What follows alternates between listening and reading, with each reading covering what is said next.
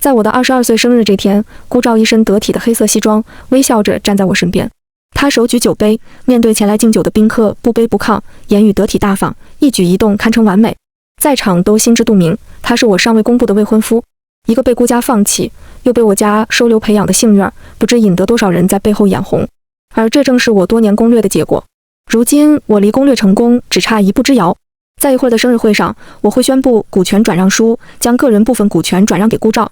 这也意味着顾照未来会和我共同掌管钟家产业，是攻略的最后手段，也是我的一份诚意。抛开任务不谈，顾照是非常优秀的人才和合作伙伴，所以我愿意为他请最好的医生治疗眼疾，也愿意花费更久的时间走进他的内心。我朝顾照看过去，正对上他侧过脸对我微微一笑。主持人，请你上台了，快上去吧。我点点头，提起裙摆往前走。可走到台阶时，意外发生了，头顶突然传来崩裂的巨响。钟怀，钟小姐！一阵骚乱中，我茫然回头，发现顾照正朝我的方向奔来，下一秒扑向我旁边的位置，而我却来不及躲闪，被掉落的水晶灯瞬间吞没。随着震耳欲聋的坠地声和碎裂声，系统冰冷的声音响起。攻略失败，我脱离了原身，站在一旁，凝视着面前的一幕，久久沉默。我的未婚夫放弃了我，却扑向了我爸的养女曲青离。他吓得哭倒在他怀里，他心疼地揽住他的腰和肩，分不出半个眼神看一看灯下的未婚妻，多么可笑！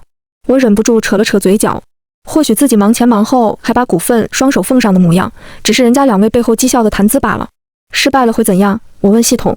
我十分讨厌被人蒙在鼓里的感觉，但这次竟然有些失去了探究他们的欲望。你还有一次重试机会，要用吗？系统说。我面无表情，用。在睁眼时，已经身处一片黑灯瞎火的街道上。系统响起提示音，攻略目标已出现。不远处的小巷里，一个男生被人掐住脖子，按倒在地。他的眼神空洞，面色惨白，但很平静，仿佛知道反抗也没有用。另一个人揪起他的衣领，给了他一巴掌，使得他本就红肿的脸上瞬间又出现一个掌印，接着有血从唇角缓缓渗出，而他的头仍乖顺地重新被按回地上。这是当初我救下顾照的那天。打完报警电话后，我无视系统催促的警告声，冷眼看着顾照被一拥而上的人踢得蜷缩起身子，像一团废旧的报纸。眼见他几乎陷入昏迷状态时，才慢慢走过去，举起手机让他们看到播出界面。停吧，我已经报警了。原本动手的几人停下来，看看我，又互相对视几眼。领头的那人率先嗤笑一声，蹲下身拍了拍顾照的脸，语气轻蔑道：“顾少爷人是个废物，艳福倒是不浅，有这么漂亮的娘们跑来救你啊！”哈哈，听到这话，我淡淡扫了他一眼。江家的儿子要是在外面犯了事，江总会出面摆平吗？可要小心，别被人抓住把柄，不然到时候受损的不止名誉的话，那就因小失大了。他脸色一变，你是谁？我看着他，嘴角轻轻扬起，热心群众。上一次救下顾照后，这人盯上了我，也让我报警后在警局见到了宴会上有一面之缘的江总。后来江家被人举报非法经营行贿，江总入狱，江家一落千丈。我说我是热心群众，倒也不算谎话。他站起身，对顾照冷笑说：“这次算你们命好。”说完又阴森看我一眼，然后带着一帮人离开了。你们……我这才发现角落里还坐着一个人，半张脸隐在黑影里。仔细一想，上一次好像角落里确实有一个人，只是我当时只顾着赶紧把顾照扶起来送去医院，所以给那人扔了件外套就匆匆离开了，也不知那人后来怎么样了。想到这里，我走近那人，蹲下身拨开他额前被汗浸湿的潮湿碎发，露出他的眼睛。借着路灯幽暗的光看清脸后，一种怪异之感突然爬上心头。怎么是顾玉峰？如果在外人眼里顾照是被遗弃的可怜人，那顾玉峰就是标准的富家少爷，纨绔公子，也是以前总爱跟我对着干的死对头。大概是从幼儿园把他揍哭那次起，我和他的梁子就结下了。在那之后，无论是成绩奖项还是艺术造诣，他都想压我一头，以此证明男生就是比女生强。于是顾玉峰当了万年老二。长大后，我和他见面的地点从学校转移到了各种聚会、酒会。那时顾照已经跟随在我的身边。顾玉峰见了我，仍是一副恶劣无赖的模样，对着顾照脸色却不算好。我以为两人关系非常差，但没想到顾玉峰会和顾照一起出现在这里。我握住顾玉峰的手，他的手凉得吓人，不知道在这里昏迷了多久。下一瞬，顾玉峰指尖微颤，缓缓睁开眼睛。我脱下外套披在他身上。怎么，认不出我了？顾玉峰沉默地看着我，仿佛什么都没有听到。怕不是被打傻了？我心里犯嘀咕，正打算把他扶起来，这时我的裤脚被拽住，是顾照。他用尽力气爬过来，抓住了我的裤脚，似乎想让我帮帮他，就像上学时当他的拐杖和眼睛一样，在他快摔倒时及时出现一样，为他出钱出力一样。可现在我懂了，他并不当我是恩人，而只是落水时可以救命，但一上岸就随手丢弃的一根稻草。钟怀，他低声唤我。我扯了扯嘴角，无所谓地踢开他的手。孤照的脸上出现一抹茫然的神色，显然没想到我会这样做。什么脏东西也敢拉扯我？余光瞥见不远处躲在墙角处的一角白裙边，我忍不住冷哼一声。有人牵着就要跟好了，别找错了窝，我可消受不起。我打车将顾玉峰送去最近的医院检查。医生指着 X 光片，语气严肃地说：“病人腿部受伤严重，需要马上进行手术。”又批评我：“这么严重，怎么现在才送来？要是再拖一阵，就算骨头接上了，这腿也得跛。”我皱了皱眉头，看向顾玉峰。顾玉峰躺在病床上，脸色苍白，但眼神却很平静，仿佛断了骨头的不是他。上一次我没有带走他，那他的腿，我仔细回想了一下，好像那之后顾玉峰确实很少出现在学校和大型场合。但在聚会上，他走到我和顾照面前时，我并没有发现他有什么异常。说不定那之后有人救了他，我想。顾玉峰被推进手术室，我在外面等他。下一秒，一道轻柔的声音响起：“小怀。”我转身看去，屈清离正搀扶着顾照，她的白裙上还沾染了几处血迹，很明显是送顾照来的路上蹭到的。此时顾照脸色惨白，在听到屈清离叫我时，空洞的眼睛看向我这边，随后又垂下。我盯着那几处血迹，不禁想起那些从灯下溢出的鲜血，我忍不住冷笑，真该死啊！他们是什么时候搞在一起的？或许是那次趁我出国交流，顾照借我的名头开除了我身边的助理，随后那个助理带着不少公司内部信息被竞对公司挖去了。我知道后大怒，于是他在大门外站了整整一夜。第二天我准备去公司，经过顾照面前时，他低着头跟了我2步，我一把拽过他的领带，让他头低得更低。不要以为我平时纵容你，你就可以越俎代庖，认清自己的身份。顾照身子轻抖了下，垂眸道：“下次不敢了。”后来我才知道，那个助理私下经常聊骚女同事，女同事们碍于他的身份敢怒不敢言，所以顾照才打着我的名号行事。而这些女同事里也包括屈清离。小怀，你怎么会在这里？屈清离的手附上我的胳膊，把我从思绪里拉了回来。我微笑着后退一步，躲开他的触碰，语气疏离道：“屈小姐，叫我全名就好，不必叫得那么亲密。毕竟他现在虽然住在我家，但还没有被我家认养。”屈清离的手停在半空。啊，好。他面上一僵，似乎在努力控制自己的局促。我目光冷峻地扫过顾照：“屈小姐，这位是……”不等他开口，我又笑道：“哦，是顾照呀。他怎么了？他也受伤了吗？”屈清离一时语塞，不知道我这是哪一出。他看向顾照，顾照沉默片刻，然后抬起头说：“是，我满意了。”故作惊讶：“不会刚才那个爬过来抓我裤腿的人是你吧？我还以为是哪来的脏。既然屈小姐救了你，那你可要好好报答她。”正说着，手术室的灯灭了。我也懒得再看他们，我也要去照顾我朋友了。回见。说完，我转身离开，留下顾照和屈清离在原地。其实我从来都没有把屈清离看在眼里，一个是从小就当做继承人培养的独女，一个是成年后认的养女，任谁也不会觉得养女会占了亲生女儿的好处吧。所以我并不关心屈清离为什么会被我家认养，但既然觊觎了属于我的东西，就要承受应有的代价。顾玉峰身上的麻醉药效还没过，一直在昏睡，我一直在医院陪到晚上，有些问题想等他醒后问。这时突然接到父亲的电话，他声音气急败坏：“你现在在哪儿？”我心中一沉，但仍然保持冷静地回答：“我在医院。出什么事了？你现在马上回来。”立刻挂断电话后，我看了一眼顾玉峰，决定先回去一趟。回到家，父母正坐在客厅里等我。父亲看到我回来，怒道：“你今天做了什么？”我看了眼站在一旁的曲清离，他安静地低着头。我好奇问道：“我做什么了？你还好意思问？”父亲将手机举到我面前，看人家问我什么？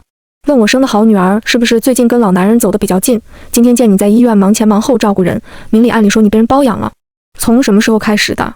我竟然不知道我女儿这么能耐，家里好好的钱不花，去花外面老男人的，传出去像什么话？手机上还有2张照片，一张是我跟着做完手术的推车往外走，一张是我替顾玉峰调整枕头高度，2张照片都没有露出他的脸。我没急着解释，而且先注意到了发微信的人是最近有合作往来的某项目负责人，而对接团队里就有屈清离，真是无趣又低劣的手段。我转过头看向屈清离，挑眉问道：“屈小姐今天不是在医院见到我了吗？没替我解释一下？”父亲不知道这件事，很诧异地看向他：“清离，你今天也去医院了？生病了吗？”屈清离还没来得及偷笑，没想到话题突然转向了他，一时有些无措。对，陪朋友看病。我笑道：“是啊，顾玉峰和顾照一起受伤了，顾玉峰比较严重，我就陪他做了手术。顾照伤得轻，屈小姐这不就比我早回来了吗？”父亲仍不信，你不要每次做错事都拉顾玉峰出来背锅。我耸耸肩，不信你问屈小姐。屈清离在我们的注视下也只能点头，是真的。父亲横了我一眼，又对他温声道：“清理，不要替钟怀达掩护。这下连旁边不置一词的母亲都品出了不对劲，奇怪地问父亲：怎么屈清离说陪朋友去医院你就信？小怀说你就不信？父亲表情凝滞了一瞬，立刻道：那人家都把照片甩我眼前了，哪由得我信不信？我脸都要丢光了。这是我轻笑说，反正也没拍到正脸，解释清楚不就好了。正好曲小姐的团队在和那位负责人谈合作，曲小姐又是我的证人，不如就让她帮我和人家澄清一下吧。我走到曲清离面前，握住她的手，曲小姐不会不愿意吧？曲清离没想到一场闹剧没看成，最后反倒变成她来收尾，正要开口推脱，我在她耳畔低声说：好幼稚的把戏。曲清离的指甲瞬间收紧，死死扣住我的指尖，差点没忍住狰狞的表情。我淡淡收回手，满意于她的反应。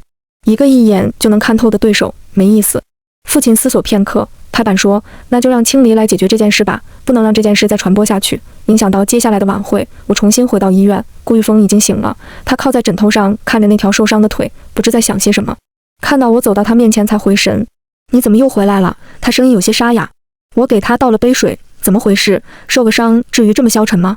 医生说只要恢复得好就不会跛脚。顾玉峰怔了下，随即扯着嗓子大叫道：嗨，早说啊！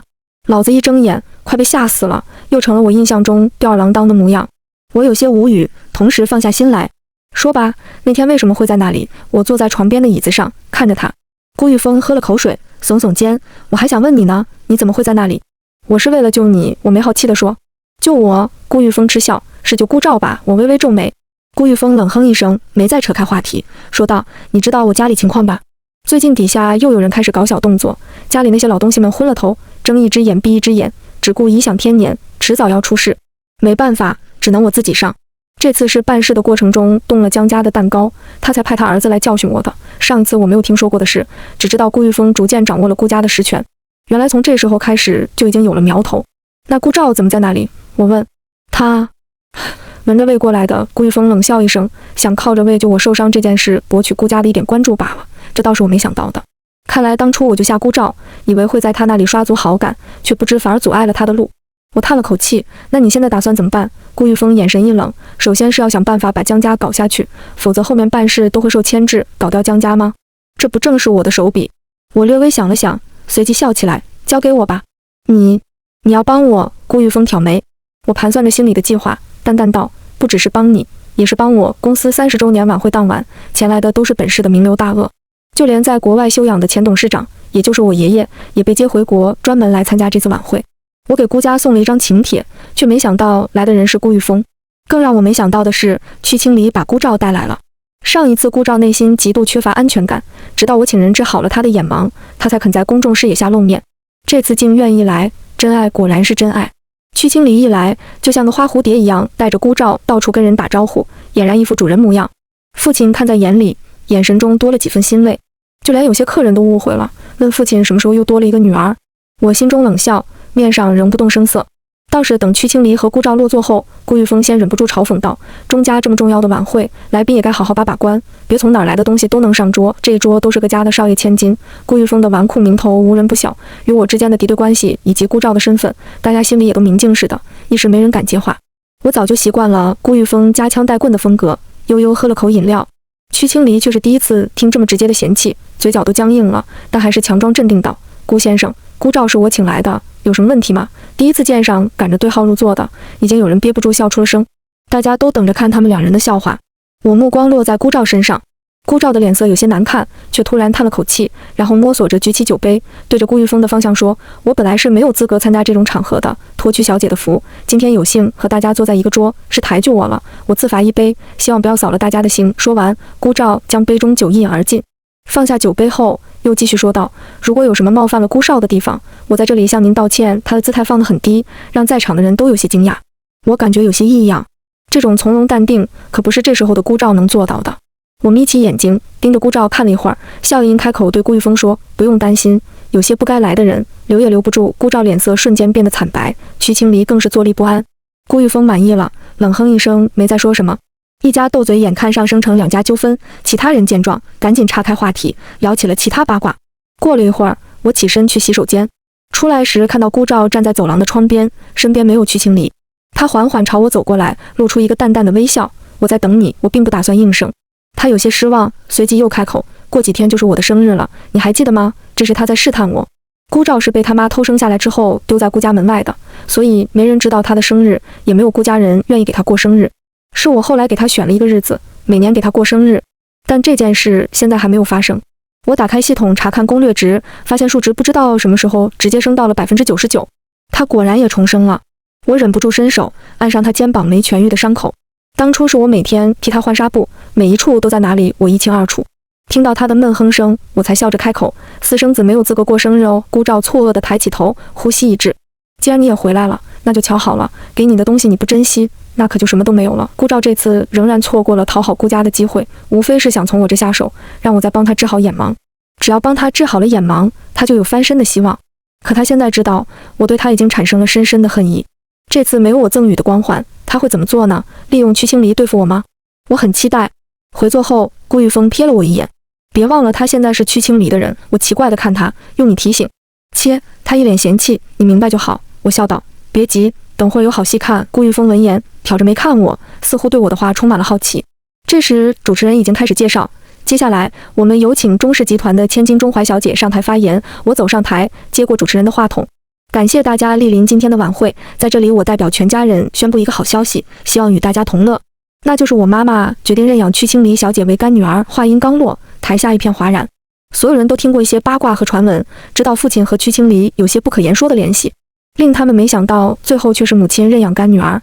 父亲在台下皱着眉头，他原本是想等屈清离做出一点成绩后再顺理成章认下她，可我的话已经说出去了，覆水难收，而我要的就是这样的效果。想成为钟家人当然可以，但要以横空出现的方式，以母亲的名义成为钟家人，这样传闻才能愈演愈烈。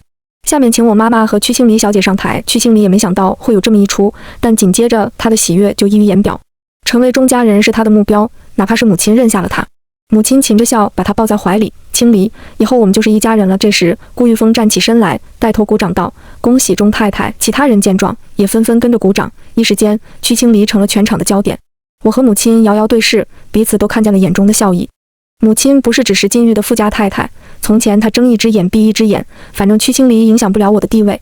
但自从那次经我的刻意引导后，她也发现了父亲的内心偏向，因此才同意了我的计划。晚会散场后，爷爷专门把我叫过去，轻轻拍了拍我的手，没有责备我胡闹，而是语重心长地叹道：“小怀受苦了。”我眼眶瞬间一红。爷爷是除了妈妈之外最爱我的人。从我出生以来，我的周围充斥着对于我是个女孩的惋惜声。亲戚说这么大的家业女孩子撑不起来，奶奶说趁年轻赶紧再要个男孩，外公说以后给她挑个稳妥的，也不算把公司交给外人，连妈妈都说女孩太受苦了，我宁愿她是个男孩。他们以为我听不懂，但我什么都明白。从那之后，我什么都要当第一。3岁拼拼图，我一定要第一个完成；5岁算数，我一定要第一个学会；7岁攀岩，我一定要第一个登顶，而且只和男孩比。可是就算样样第一，大家也只会说我好胜心真强，然后哄着被气哭的小男孩说女孩现在是厉害一点，以后就赶不上你了。只有爷爷看我的眼神越来越亮。到了晚上，爷爷把我叫进书房，第一次耐心地给我讲公司是什么。第二天，爷爷力排众议，在餐桌上宣布今后我会被当成接班人来培养。爷爷看得明白，因为疼爱女儿而剥夺女儿的继承权，这根本就是在自欺欺人。本质上还是认为女孩的能力不可能比男孩强。既然事实证明了我比很多优秀的男孩还强，为什么不能当继承人？在爷爷的鼓励下，我14岁陪爷爷参加董事会旁听，18岁进入公司工作学习。我的实力也渐渐让周围所有人闭上了嘴。而无论何时，爷爷永远比任何人都相信我的能力和决定。就像现在已经远离琐事喧嚣的爷爷，并不明白他的孙女为什么要擅自做这样的决定，但他知道孙女一定是遇到了什么难处。我不敢想象，上一次我死在了22岁生日那天，他知道后该有多难过。所以我绝不会让爷爷打下的钟家产业以后落入屈清离和顾兆手里。父亲想培养屈清离，把他调到自己身边工作，被母亲拦下了。这是我认的干女儿，和你有什么关系？母亲把她从一个总公司的白领直接空降到子公司的经理位置，表面提拔，实则捧杀。没有经验和人脉，屈清离要想迅速在子公司站稳脚跟，就必须在顾兆的指导下做出点实际。我想看看他们到底有多大的能耐。然而听了线人的汇报，我大失所望。我让他在那边待了2个月，本以为他能有什么长进，还算有资格跟我争一争，结果到头来全是靠哄着男人替他解决。餐桌上我特地提及最近在考虑和江家合作，见屈清离若有所思的表情，我和母亲交换了一个眼神。后面果然听线人汇报说，屈清离和江家那位少爷来往密切。不久后，子公司就和江家率先达成了合作，屈清离也成了子公司的大功臣，一步升职为商务总监。已经有风声说，以这样的速度晋升下去，钟家最后到底谁说的算还真不一定。我微微一笑，打电话把举报的事情安排下去。就和上一次一样，江家人因犯事查封入狱，子公司也受到牵连，股票有所下跌。屈清离是主要责任人之一，被立即辞退。我趁机指导子公司进行大刀阔斧的改革。我早就发现了这家子公司在经营模式和人力问题上一开始就有很大的弊端，不改革以后寸步难行。父亲出国一趟，回来后听说了整件事，连夜把屈清离送出国读书，随后被气到昏迷住院。不久后，网上一则曝光豪门黑料的低 B 帖子迅速走红各大软件。楼主自称是某集团董事长的真千金，而 A 是小三的孩子。A 把他安排到分公司的岗位折磨他，让他远离集团高层决策圈，还抢了他的男朋友，占了属于他的股份，现在把他赶到了国外。帖子没有指名道姓，但结合最近的传闻八卦，网友热评里都认为小三和小三的孩子 A 只指钟家母女。很快，评论区出现了一波自称是校友的人，别的不知道，抢男朋友这事我有听说，男的叫 GZ， 从外省转学过来后 ，A 就一直在追他，他没同意，后来 GZ 出车祸，眼睛瞎了 ，A 各种献殷勤，给他送钱。楼上说的我也听说过，而且 GZ 好像也是私生子，果然小三的孩子都臭味相投。我早就看 ZH 不顺眼了，他以为自己很牛吗？原来钟怀是小三生的，钟家疯了吧？把原配孩子弄走，让小三孩子当继承人。楼上你才是疯了吧？敢指名道姓，小心钟家律师函警告。消息传到母亲耳中，气得她整夜失眠。我一边要盯着公司项目推进和内部整改，一边要盯着律师团队收集澄清证据和准备告造谣诋毁的评论。就在我分身乏术时，顾玉峰还非要请我出去吃饭，说要感谢我。我觉得不是他想死，就是他想让我死。我根据地址来到他所在的包间，放下包坐在他对面。你今天非把叫我出来，最好是要给我行跪拜大礼，不然你死定了。顾玉峰笑而不语，指了指角落的手机。我转头一看，手机画面竟然在直播。见我看过去，评论区瞬间炸了锅。这是女主角竟然真来了，主播有点东西啊。那可是女主角没来之前，我们都跟着主播听了好几分钟墙角了。墙角，我看到这条评论与顾玉峰对视上，顾玉峰指了指旁边的包厢，暗示我仔细听。我才发现通过屏风能清晰地听到旁边包厢的声音，先是女人的一阵哭声，紧接着有男人安慰道：兰娟，别哭了哦，原来是我那本应该在医院待着的便宜爹。我好好的女儿被送到那么远的地方，我为什么不能哭？你把她接回来我就不哭了。父亲叹气说，不是我想把她送出去，而是她犯的错太大，留在这里我怕护不住她呀。李兰娟又抽泣了2声。可你那么厉害，怎么会护不住她呢？清离一个人孤零零来这边，有你在我放100个心，要是她一个人在国外出了点什么事，我可怎么活呀？我知道我们娘俩给你添了不少麻烦，碍了你和夫人小姐的眼，等清离回来了，我们就离开这里。父亲急忙道，这叫什么话？你们孤儿寡母能去哪儿？就老老实实在那套房子住下，钱不够了就跟我说。听到这儿，我隐隐有了预感。我转头问顾玉峰，你想干什么？怎么，你心软了？顾玉峰瞥我，钟怀，你可不是什么善良的人。他哼笑，没关系，我也不是。这时，母亲打开了包厢的门，我疼得站起身，又被母亲安抚地拍拍肩坐下，表示她清楚。另一边包厢已经传来了一些不堪入耳的口水音，母亲脸色非常差，但仍然保持着冷静。直播评论已经炸锅了，刺激啊，保护直播间，这是我能听的吗？大戏什么时候开场啊？我已经准备好瓜子了。第一次看这种伦理片，有什么需要注意的地方吗？准备好录屏就行。过了一会儿，父亲和李兰娟被服务员带进我们包厢，他们看到我们，表情瞬间凝固。你们，母亲冷冷地看着他们，怎么了？慌什么？父亲尴尬地别过头，李兰娟则一副楚楚可怜的样子。夫人，我和钟先生只是……住嘴！母亲打断他的话，你没资格跟我说话。李兰娟抖了一下，往父亲背后缩。父亲立刻皱眉，别说的这么难听。母亲冷笑，你倒是心疼他。说完，转过身，不想再看他一眼。李兰娟还想张说什么，父亲却开口，兰娟，你先出去。李兰娟犹豫了一下，准备离开包厢。等等，顾玉峰弯唇笑道，李女士可不能走，她可是今天的重要主角。父亲怒气冲冲地走到她面前，瞪大了眼，厉声质问，我们的家事和你一个外人有什么关系？又瞪向我，钟怀，是不是你搞的鬼？你是想把我们这个家拆了吗？我仿佛听了一个笑话，这个家不是您拆的吗？顾玉峰笑得更加灿烂，我只是个看戏的。你，父亲怒不可遏，你们。这时母亲冷漠地打断他，安静坐下听完，不然立刻签离婚协议。父亲瞬间哑然，没了气势，不情不愿和李兰娟坐在了对面。我也很好奇，顾玉峰背着我和母亲密谋了什么。4双眼睛同时盯着他。顾玉峰从包里掏出一份文件，举起来给所有人看。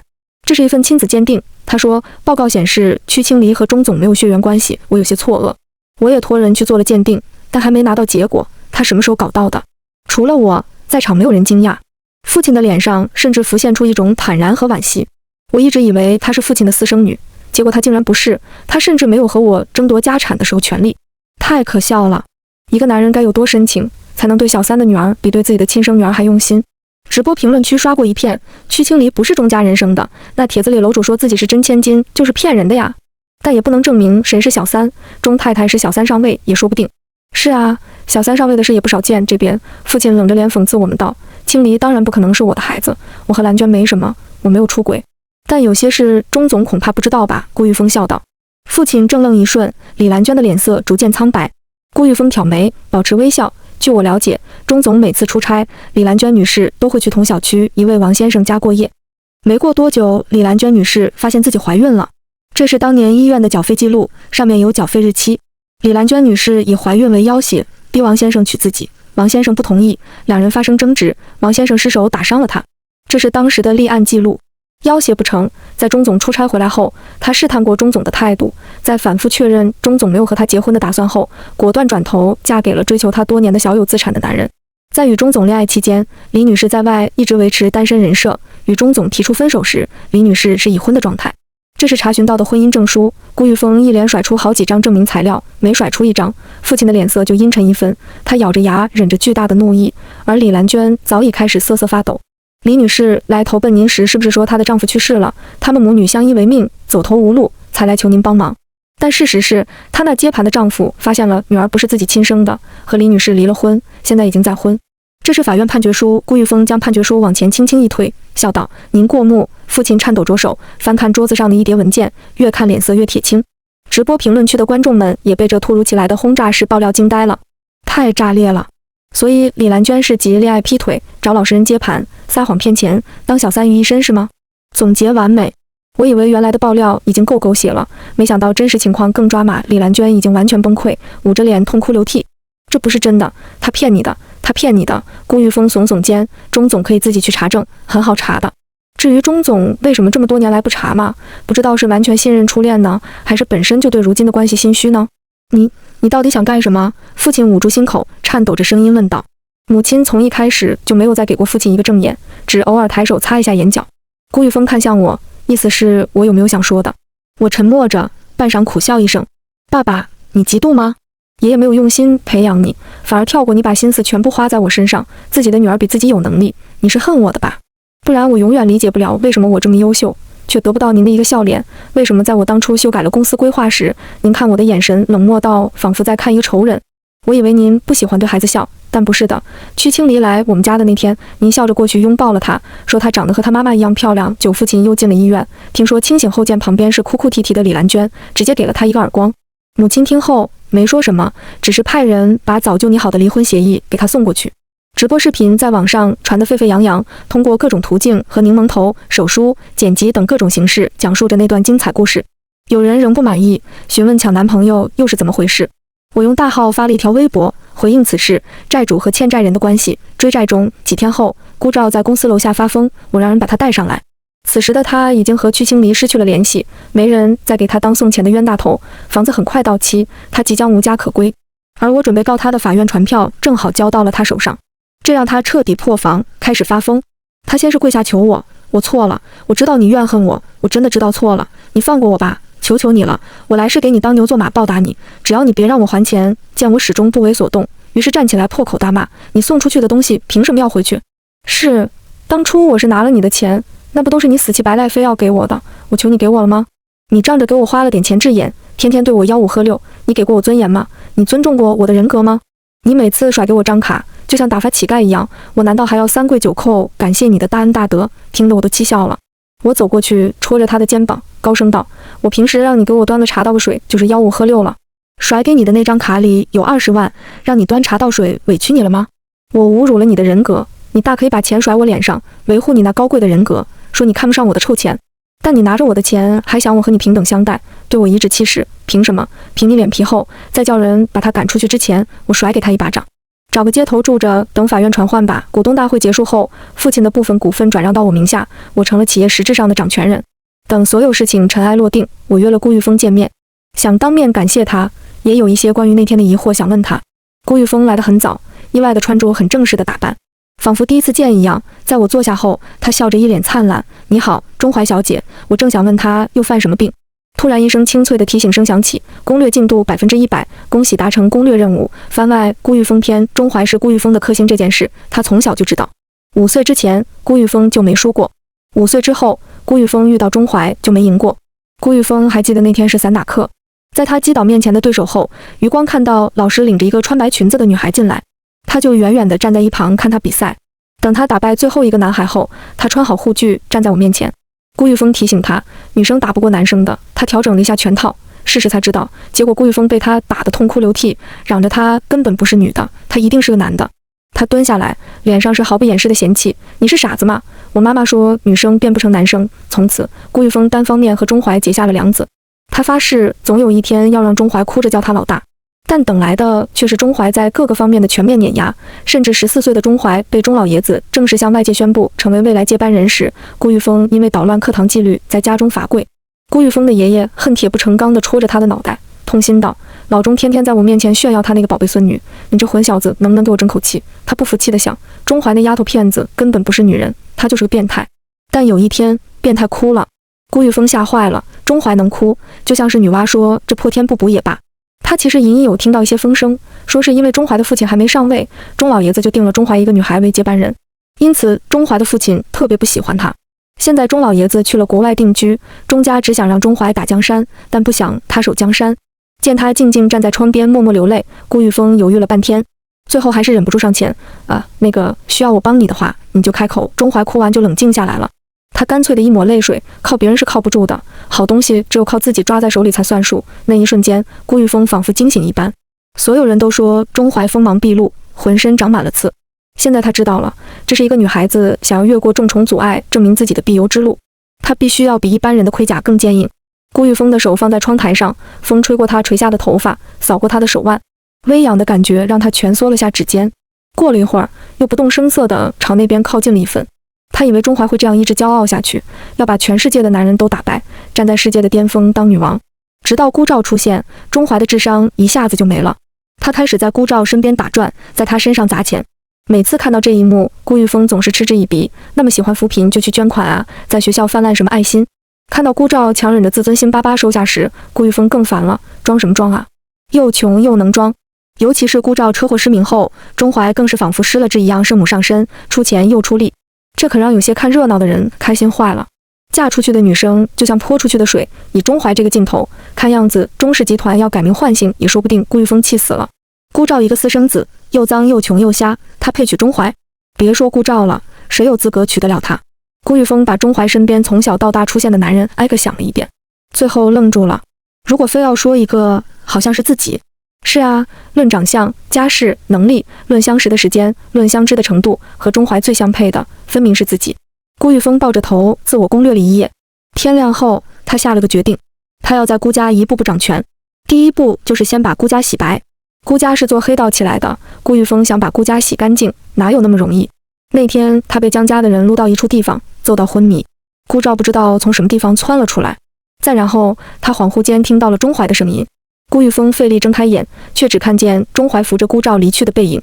雷声越来越大，转瞬间大雨倾盆下。他还靠墙坐着，左腿已经疼到麻木，疼得张嘴喘两口气，雨水都直往口鼻里灌，呛得他生疼。要不算了吧，他想。顾玉峰左腿跛了，没多少人知道，除了他父母，连顾老爷子都不知道。养伤的那段时间，他知道了顾照的眼睛已经完全好了。他没说什么，只是每天更加努力地进行复健。直到在某一次聚会，我可以没有任何异样地走向钟怀和顾照，不被他看出我嬉笑面具下渗出的冷汗。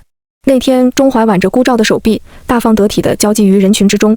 那天的顾照也已经脱离了他曾经的印象，收起了唯唯诺诺，和生来就是富家少爷没什么区别。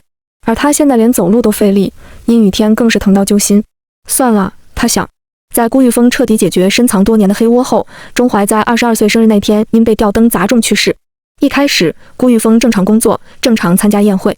他知道钟怀永远不会再出现在这些场合，但下意识的，他第一眼总想寻找某个身影。这种情况持续了很长时间。